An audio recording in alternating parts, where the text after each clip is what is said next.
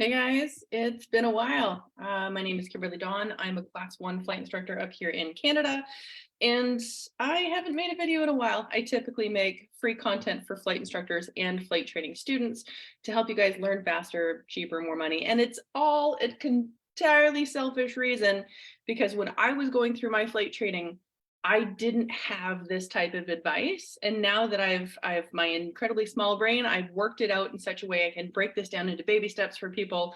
I like to share that stuff. So today's mini chat is going to be about rudder. Now, I am going to talk about uncoordinated turns. I have my little toy here.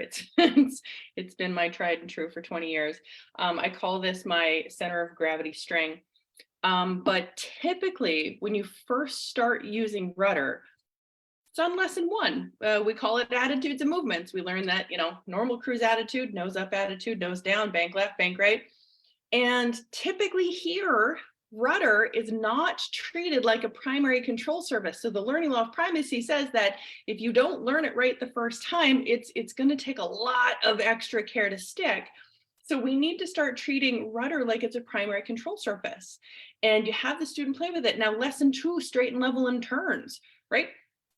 So if you're doing turns, I teach with the learning law of primacy, I teach that when you're doing turns, you step into the turn and roll. Now, we all know it happens simultaneously, but using the word step or using the word rudder first, because if you can't see it, it tends to leave your mind. If you use the word rudder first or step first, then your mind goes down to that foot going, hey, this is a primary control surface. And then later on down, like it's a simple thing, but later on down the road, you actually don't have rudder problems and rudder control problems because it's now a primary control surface instead of just something that's there that my feet rest on. So when I teach turns in general, I teach step and roll instead of roll and then coordinate by stepping on the ball. Now, stepping on the ball is why I'm doing this video. It bothers me a lot. You don't step on the ball. Well, you do because it can work, but I'm going to show you with my center of gravity string and my tiny little airplane a common misconception about coordinated turns. Okay.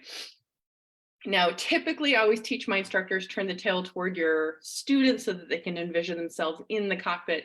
But here, just because the camera angles, I'm going to do it this way to make this work easier.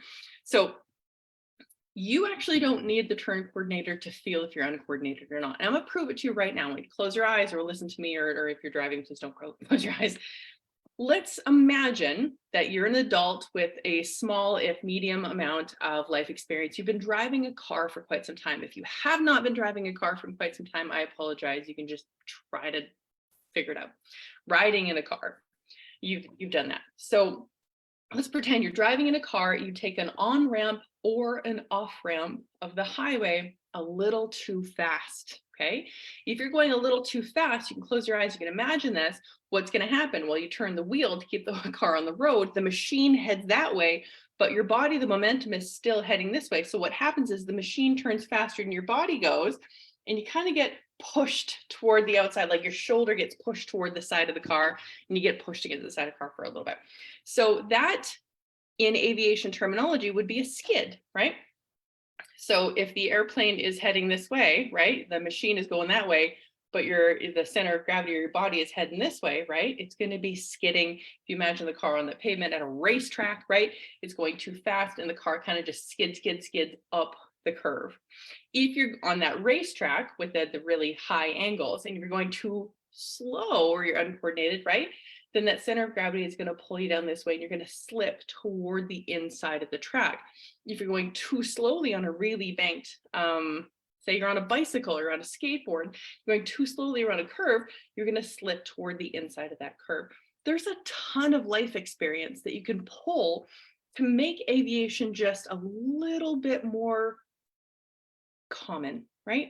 Honestly, there's nothing in aviation that you haven't already experienced. And I just demonstrated that using a slip and a skid, talking about cars and on-ramps and skateboards and bicycles and everything you could possibly know. You know the feeling of either being pushed to the outside or falling to the inside, guys. That is a slip or a skid.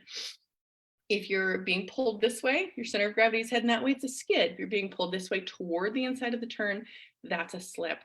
Now, what most junior instructors or instructors who haven't been given any other piece of advice typically say is that you fix uncoordinated turns with the balls either to the inside or the ball to the outside by stepping on the ball. It's easy and it works, but do you know why? And maybe we can enhance your knowledge a little bit. So let's imagine, okay, this is our aircraft. Here's our ball. You can imagine the turn coordinator, that little ball, gravity in the center. This is your ball, right? Straight and level, ball would be in the middle. In a coordinated turn, the ball is still in the middle, okay? In a slipping turn, the ball is to the inside of the turn. Now, what happens is if you step on the ball, all you're doing is turning your nose toward that direction because that's what's happening. Your butt's wiggling back here, your ass is wiggling. So you turn your nose in that direction. So here's what's happening. If you step on the ball, your nose is yawing in that direction, and then it becomes coordinated, doesn't it? Right? So you're turning your nose toward the ball, but there is something that could be a very obvious fix, right? Let's say we're in a turn, you have a slipping turn. What if we just decrease the angle of bank? That would bring us back into coordination. If we have a skidding turn, let's do this a little bit more gentle turn. We have a slight skidding turn, okay? Stepping on the ball would absolutely bring the nose up. It would actually absolutely become coordinated again. But instead, why don't we just increase the angle of bank? That would bring us back into coordination. It's an often missed piece of the theory of aerodynamics of what's actually happening because we tend to just teach what we were taught. Well, that's what I was taught. Well, that's what I was taught. And I absolutely detest that. In all of my videos and all of my YouTube channel stuff, I want you to challenge me. I want you to question me. I want you to point to a resource in someone's in a textbook. Someone way smarter than me wrote a textbook. Well, I've written textbooks, but point to a resource that if it's not physically provable, that is at least logical. Hope that helps. I've droned on for too long. Go kick some ass. Bye, guys.